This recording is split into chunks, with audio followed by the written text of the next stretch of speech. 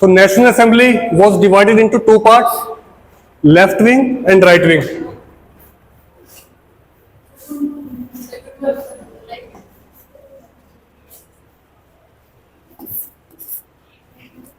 So Jacobins, this is continuation. Jacobins belong to left wing,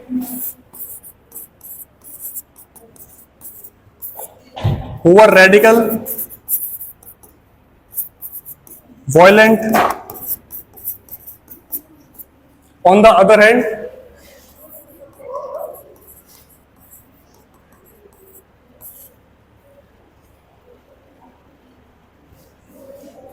these were right wingers.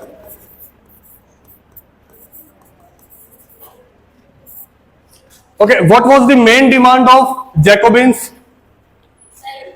इनकी main demand थी Republic.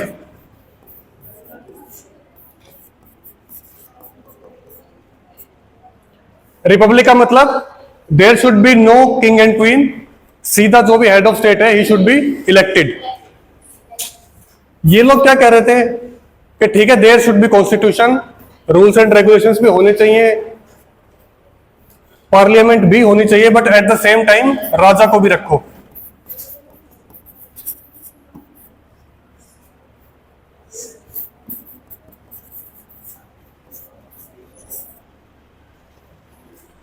Plus देखो, first state और second state they are no out of picture. अब केवल third state के लोग हैं, उन्हीं में ये डिवीजन है. They are divided into Girondins and Jacobins. अब इनके अंदर भी Jacobins believed that power is consolidated by richer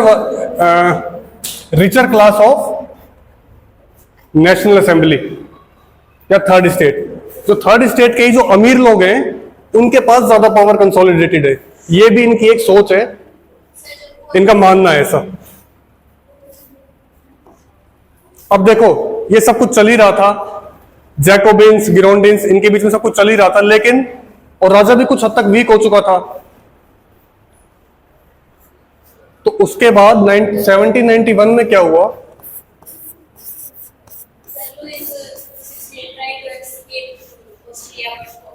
जो लुईस 16 था उसने बात देख ली कि अब जो भी समाज चल रहा है, अब यही लोग आपस में झगड़ा कर रहे हैं, पावर भी कम हो गई, सब इन्हीं के पास रहनी है. तो everyone wants to live a peaceful life. Pakistan में क्या होता है, वहां का चाहे आर्मी जनरल हो, चाहे कोई क्रिकेटर हो, कोई भी हो, एक सर्टेन टाइम के बाद वो पक्का फॉरेन जाता है. पता आपको, इंडिया के अंदर है सिंगल सिटीजनशिप,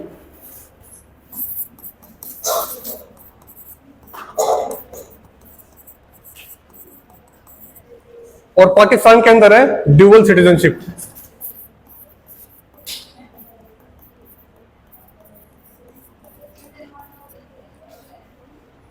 सिंगल सिटीजनशिप का मतलब है कि आप हरियाणा में रह रहे हो, यूपी में रह रहे हो, डज नॉट मैटर, आप इंडियन हो, you are citizen of India. Plus अगर आप विदेश की सिटीजनशिप ले लेते हो कुछ केसेस को छोड़ के, तो कुछ समय के बाद आपको इंडिया की सिटीजनशिप छोड़नी पड़ेगी. या तो आप इंडिया की सिटीजन बन के रह सकते हो, और you can be citizen of another country. लेकिन पाकिस्तान ने क्या किया है, इनको पहले ही पता था कि हमारे यहाँ आतंकवाद है, तो हमारे यहाँ जो भी अमीर लोग हैं, चाहे वो पॉलिटिशियंस हो, चाहे क्रिकेटर्स हो, चाहे आर्मी जनरल्स हो, वो एक समय के बाद, रिटायरमेंट के बाद बहुत सारा पैसा इकट्ठा करके फॉरेन में जाएंगे ही जाएंगे. तो उन्होंने पहले से ही सोच कर रखा था कि ड्यूअल सिटीजनशिप रखते हैं, कि हम पाकिस्तान के सिटीजन भी रह सकते हैं और बाहर भी.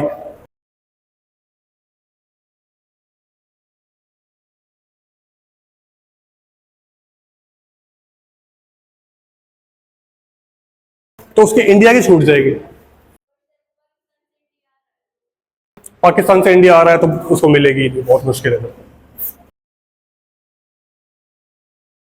अगर इंडिया देगा ही नहीं, क्योंकि लिसन, हमारे यहाँ सिटीजनशिप देंगे हम जो आ रहा है उसके पीछे का बैकग्राउंड देखने के बाद. ठीक है, अगर कोई इंसान वहां का और यहाँ का एक साथ सिटीजन बन जाता है तो it is very harmful from the security point of view. तो in 1791 to live a peaceful life, Louis XVI tried to escape to Austria.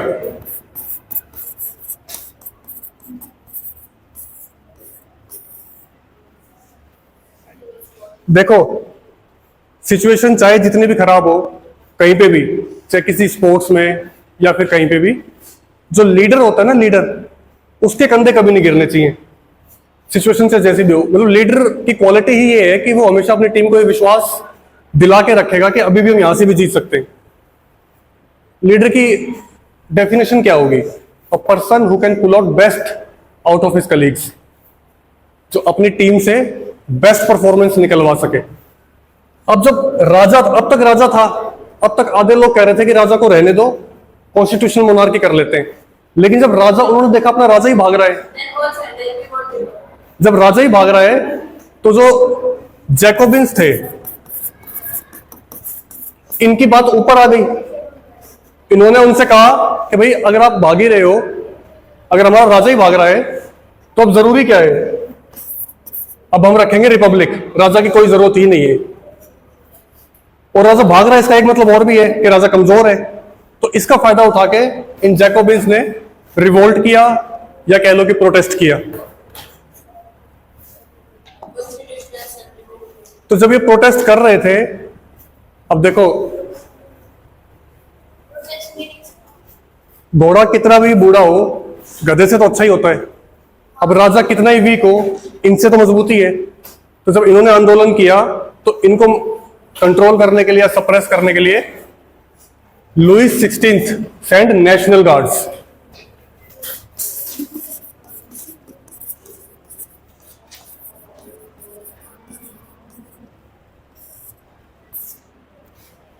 National Guards were sent by the king to suppress the revolt of Jacobins. पीट दिया उनको, एक तरफ लगा दिया, line पे आ गए। तो उन्होंने कहा ठीक है, फाइनली कॉन्स्टिट्यूशन बनाते हैं अपने, राजा रहेगा। King was restored, a constitution was made. Wait, और उसमें किंग वॉज रिस्टोर्ड। और इस वाले कॉन्स्टिट्यूशन को क्या बोलते हैं? Legislative assembly.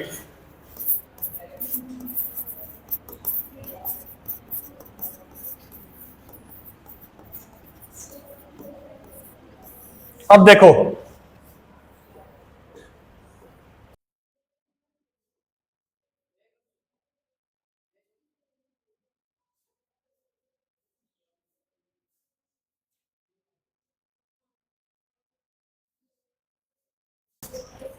लेजिस्लेटिव असेंबली 1791 92, ये केवल एक ही साल रही। एक ही साल क्यों रही?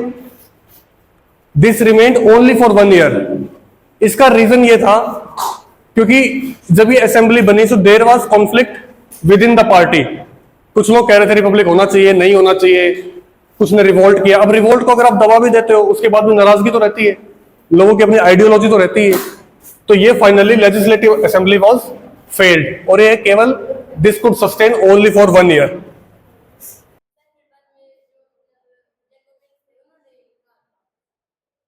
देखो अब क्या होता है इसके बाद, ये सब इसी में इंक्लूड हो जाएगा। सपोज दिस इज फ्रांस,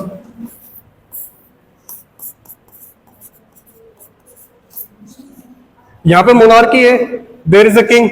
इसके आसपास और स्टेट्स भी हैं।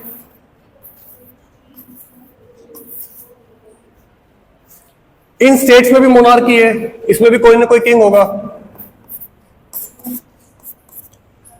So when the king of neighbouring monarchies they observe the incidents which were taking place in France, they got afraid. वो घबरा गए, डर गए। घबरा गए, डर गए क्यों? इन्होंने देखा जब यहां की जनता राजा के साथ ऐसा कर रही है, तो कभी ना कभी हमारी जनता के ऊपर भी इसका असर पड़ सकता है। Our public can also be influenced by the public of France. तो इन लोगों ने क्या किया? They started helping monarchy of France. इसको बोलते हैं पिलनिट्स।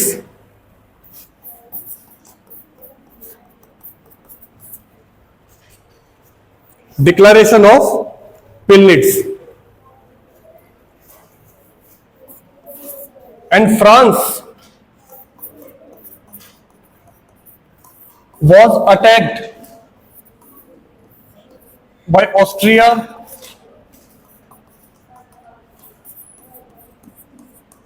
रूसिया, इन देशों ने फ्रांस के ऊपर अटैक किया to save the monarchy of France.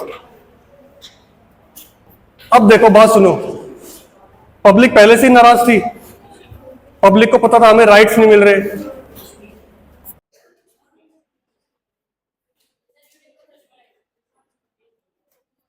तो अब फ्रांस ने, जब पब्लिक ने देखा, पब्लिक वॉज एंग्री, पब्लिक ने देखा कि अब तक तो राजा हमें ही परेशान कर रहा था, अब इस राजा को हेल्प करने के लिए साइड के राजा भी आ रहे हैं, है ना। तो इसकी वजह से राजा और भी, पब्लिक और भी ज्यादा नाराज थी। और finally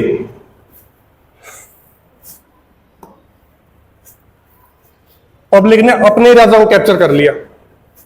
public captured Lewis 16th, और कैप्चर करने के बाद पहली चीज उन्होंने क्या की, मोनार्की वॉज सस्पेंडेड।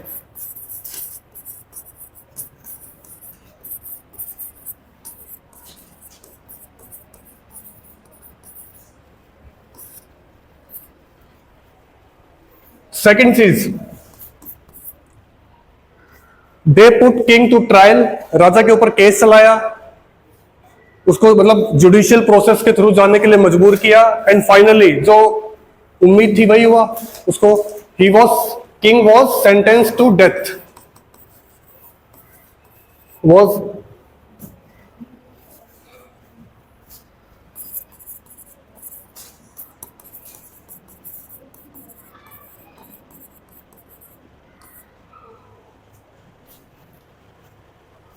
और मृत्यु देने के लिए they adopted a humane method.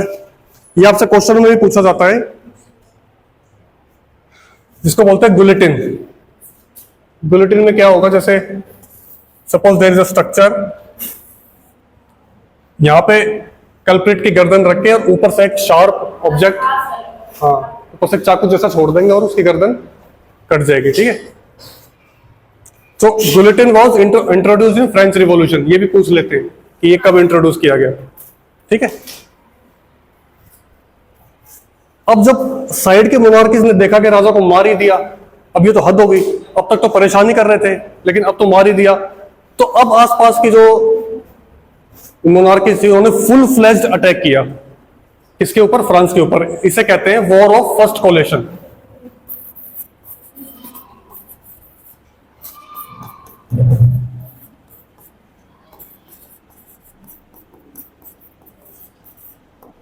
What do you mean by coalition?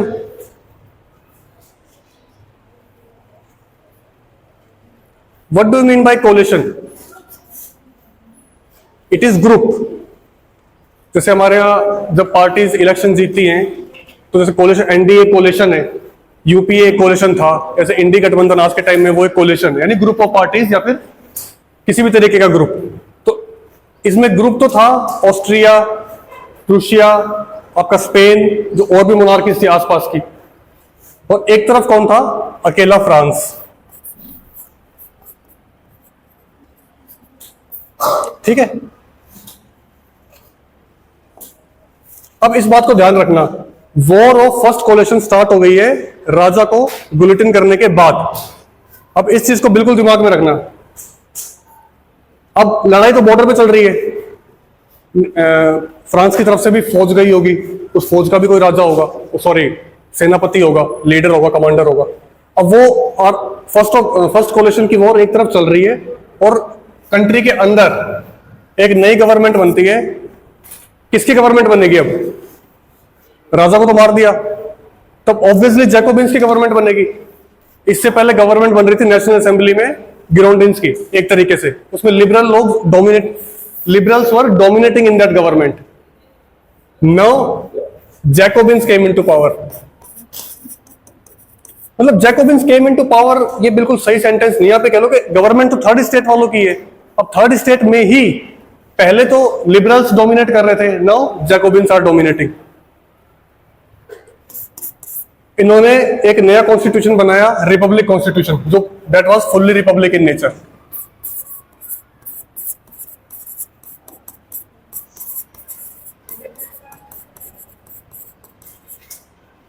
एक कमेटी बनाई गई, committee was formed, the name of that committee was committee of public safety.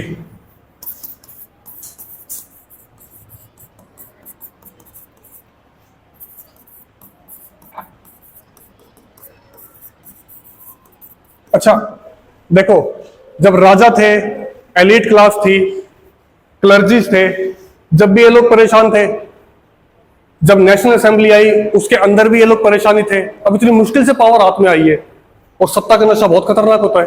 सत्ता के नशे में इंसान चूर होता है, बहुत उल्टे सीधे फैसले लेता है। तो जब इनकी सत्ता आई, और मैंने आपको पहले ही बताया था, they belong to left wing and people of left wing believed in violence. तो इनका यह मानना है कि अब जितने भी विरोधी हैं, यानी जिन्होंने पहले हमारे विरोध में थे या जो लोग हमारे रिवॉल्यूशन के विरोध में थे, सबको मार दो। ये लोग विश्वास ही नहीं रखते कोर्ट में, कचहरी में, ट्रायल्स में, सबको मार दो। अब देखो, राजा तो मर ही चुका था, उसकी वाइफ को, वाइफ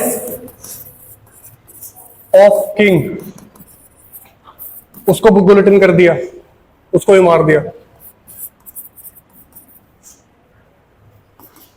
16,000 लोग, 16,000 people who were against the revolution, they were also guillotined। बिल्कुल, मतलब एक के बाद एक लाइन में। जो चर्चेस थे उनको डिमोलिश कर दिया,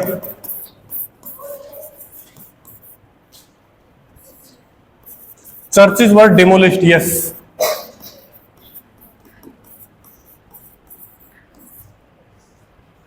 ठीक है, मतलब हर वो चीज जो वो हमेशा से करना चाहते थे।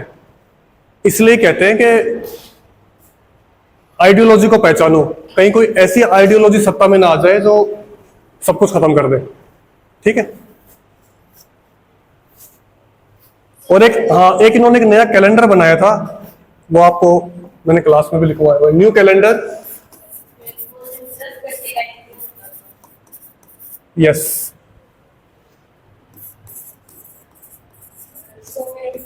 10 आवर्स का एक दिन,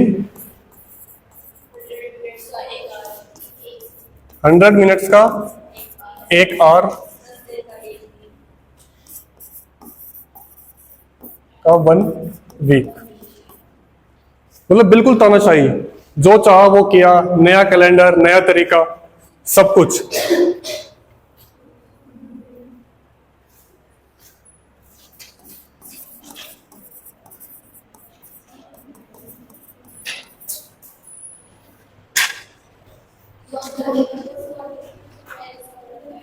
जैकोबिन्स का जो लीडर था, ये याद रखना, मैं आपको बताना भूल गया था, I forgot to tell you, Robespierre. देखो, हम इंडिया में रहते हैं, हमारे लिए तो डेमोक्रेसी सबसे अच्छी है, और democracy is best form of government. इसका रीजन है, देखो, डेमोक्रेसी है, अगर हम राजा से परेशान हैं या राजा को पसंद नहीं करते, तो हमारे पास एक तरीका है उसको हटाने का। हम अपना वोट चेंज कर सकते हैं, या वोट किसी और को देकर राजा को हटा सकते हैं। लेकिन मोनार्की में राजा को हटाने का कोई तरीका नहीं होता। तो अगर जनता के अंदर नाराजगी भर रही है, तो जनता के पास एक ही तरीका बचता है, हिंसा का सहारा लेना। तो डेमोक्रेसी इसलिए democracy is best form of government, क्योंकि ये हिंसा को अवॉइड करती है। देखो, बात ऐसी है, अगर डेवलपमेंट की बात की जाए ना, तो डेवलपमेंट में कहीं ना कहीं डेमोक्रेसी पुट हिंड्रेंसेस। जैसे आपको सड़कें बनानी है पहाड़ी एरियाज में, सड़कें बनानी है, तो सबसे पहले अपने बिल पास जो भी है प्रोसेस उसके थ्रू गए, तो कुछ ना कुछ लोग कोर्ट में पहुंच जाएंगे कि ये सड़क बनने से पेड़ कटेंगे, पेड़ कटने से लैंडस्लाइड होगी। आपको कोई फ्लाईओवर बनाना है, तो वहां पे जो लोग घरों में रहते हैं वो कोर्ट पहुंच जाएंगे कि ये हमारे घर टूट रहे हैं, हमको मुआवजा नहीं मिल रहा। मतलब हर एक काम के बीच में रुकावटें डेमोक्रेसी में बड़ी आसानी से आ जाती हैं, और किसी भी काम को इंप्लीमेंट करने में उतना ही टाइम लगता है। अगर मोनार्की है या फिर कम्युनिस्ट गवर्नमेंट है, जहां पे केवल सरकार की चलती है या सत्ता पक्ष की चलती है, वहां पे कोई इंटरेंस नहीं आती। मन किया यहाँ पुल बनाना है, शाम तक बन जाएगा, यहाँ पार्क चाहिए, राजा को लगा शाम तक बन जाएगा। जनता का कोई औचित्य नहीं, कोई ह्यूमन राइट्स नहीं होते वहां पे। तो इंडिया ने यही सोचा कि चाहे डेवलपमेंट थोड़ी डिले हो जाए, चाहे डेवलपमेंट थोड़ी स्लो हो जाए, लेकिन आजादी सबसे पहले है। क्योंकि हम बहुत लंबे समय से गुलाम है। अंग्रेज तो चलो एक है, उससे पहले मुगल थे, सल्तनत थे, तब भी हम गुलामी थे, 800 साल से गुलामी है। तो सबसे पहली चीज है आजादी। विकास चाहे थोड़ा स्लो हो जाए, लेकिन अगर आप विकास की बात करो, देखो मेरा तो ये मानना है कि अगर राजा अच्छा हो, अगर राजा अच्छा हो मतलब कि वर्चुअस हो, धार्मिक हो, तो फिर मोनार्की होनी चाहिए। लेकिन मोनार्की होगी तो अगला राजा भी इतना ही अच्छा होगा, इस बात की गारंटी नहीं है। सो इसलिए democracy is best form of government, although it could put hindrances in the process of development, but still we can consider it a best because it ensures human rights, और हमारे लिए सबसे important है human rights. अब देखो, सत्ता चाहे किसी की भी हो, जब हिंसा बहुत ज्यादा हो जाती है ना, तो it is a human nature. हर इंसान, हर व्यक्ति शांति का जीवन जीना चाहता है। तो जब उन्होंने देखा कि जब जैकोबिन सत्ता में आ गए, मार काट 16,000 लोग मार दिए, राजा की पत्नी, उसकी कोई गलती भी नहीं है, अब तो वो खतरा भी नहीं है, उसको बेवजह ही मार दिया, तो मारकाट कोई पब्लिक बर्दाश्त नहीं कर सकती। हर पब्लिक समाज, ये ह्यूमन नेचर है, शांति से रहना चाहते हैं। तो finally people got sick of Jacobins,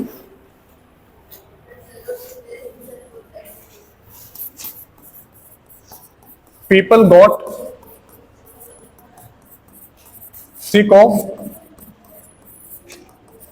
Jacobins, और फाइनली इनका भी अंत आया। और जो रोबेस्पियर था ना, जो लीडर था, रोबेस्पियर हिमसेल्फ वॉज एग्जीक्यूटेड, या फिर गुलेटिन कर दिया गया। अब इसके बाद केवल 2 टॉपिक बाकी है। एक तो द डायरेक्टरी रूल,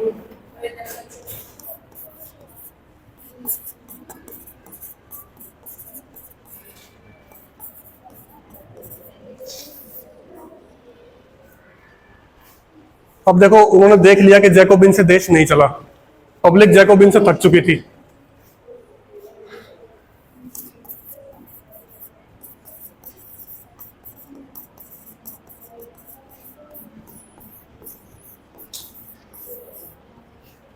इसमें क्या हुआ, वापस से जो लोग थोड़े से अमीर थे, जो लोग थोड़े से पैसे वाले थे, धनाढ़ थे, थोड़ा सा उन्हीं का वापस से वर्चस्व हो गया।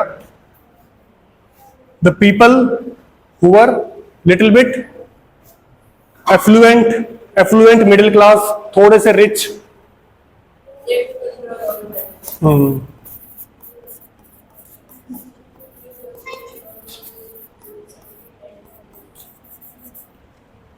और डायरेक्टर्स को क्यों कहते हैं, दे सिलेक्टेड 5 डायरेक्टर्स, उन्होंने 5 डायरेक्टर्स चुने।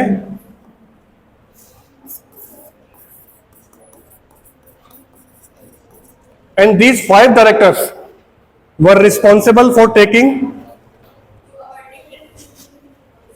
Taking decisions. और ये 5 डायरेक्टर इसलिए चुने गए क्योंकि अगर किसी एक को चुनते तो उनको डर था कि फिर वो भी डिक्टेटर ही ना बन जाए, कहीं वो भी बाकी सबके ऊपर तानाशाही करनी शुरू ना कर दे। तो उन्होंने पहले ही 5 चुने कि जो भी फैसला होगा, these 5 directors will take every decision collectively. अब क्या होता है, अब ध्यान से सुनो। आपने कुछ देर पहले देखा था,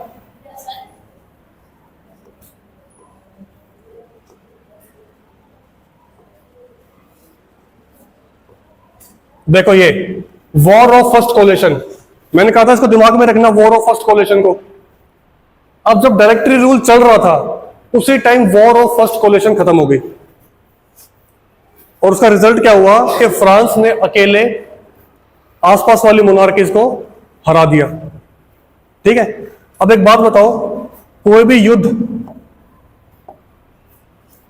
जीतने के बाद आर्मी तो हीरो बनी जाती है, बनना भी चाहिए, इतने सैक्रिफाइसेस करते हैं वो। So who was the commander of that army? Napoleon.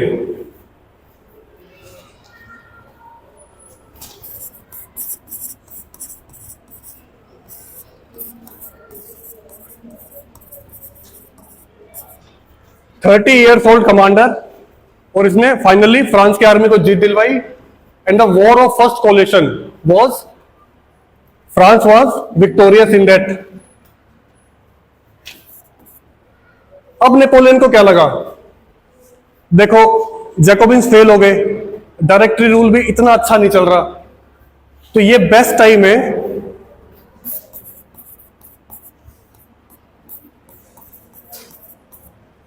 कू करने का। इसे कू बोलते हैं, बट स्पेलिंग पी है, P silent. So when military administration और military try to dethrone the civilian government. When military tries to remove the civilian government. ऐसा कहां पे देखा है आपने? पाकिस्तान में अक्सर ही आर्मी कू कर देती है। म्यांमार में पिछले कुछ टाइम में म्यांमार में कू हुआ था। इंडिया में ऐसा कभी नहीं हो सकता, क्योंकि इंडिया में जो सिस्टम बनाया गया है वो इस टाइप से है कि आर्मी और सिविलियन गवर्नमेंट इनके बीच में हमेशा एक गैप रहता है, और आर्मी कभी भी सिविलियन जो मैटर्स है उनमें इंटरफेयर इंडिया में तो नहीं करती कम से कम। और अगर किसी के पर्सनल विचार हैं भी, कोई आर्मी में है तो वो इंसान ही, तो वो अपने विचार अपने मन में ही रखता है। वो ऐसे नहीं कहता कि मैं इस पार्टी को सपोर्ट करता हूँ, उस पार्टी को सपोर्ट करता हूँ। उसको कहना भी नहीं चाहिए, because it goes against his profession. किसी टीचर को भी ऐसा नहीं कहना चाहिए। तो इसने कू किया, कर दिया, और ये फेमस भी था क्योंकि बाकी सारे गवर्नमेंट ढंग से चल भी नहीं रही थी। तो finally the consulate, last topic.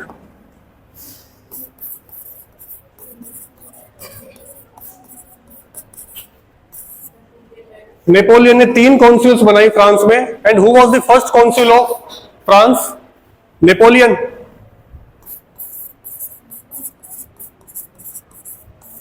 इसने बनाया तो पहला तो यही बनेगा। बट फाइनली नेपोलियन भी एक लड़ाई में हार गया था, एंड इवेंचुअली लुइस 17th राजा बन गया। मतलब समझ रहे हो, ये लड़ाई मोनार्की के खिलाफ शुरू हुई थी, डिक्टेटरशिप आई, और फाइनली फिर मोनार्की पे ही खत्म हो गई। मोनार्की, रिवॉल्यूशन, डिक्टेटरशिप, फिर मोनार्की। ठीक है।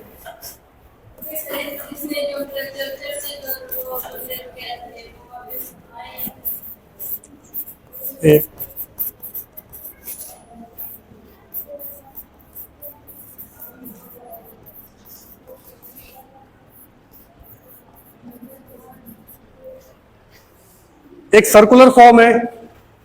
इसने सोसाइटी को क्या दिया? The ideas of liberty, equality, fraternity, जो इंडिया के कॉन्स्टिट्यूशन के अंदर भी है प्रीएम्बल में, और इन्होंने बाकी पूरे वर्ल्ड के कॉन्स्टिट्यूशंस को भी बहुत ज्यादा इन्फ्लुएंस किया। ठीक है। So that's all. आपकी फ्रेंच रिवॉल्यूशन पूरी होगी, रशियन रिवॉल्यूशन देखेंगे। ठीक है। Thank you.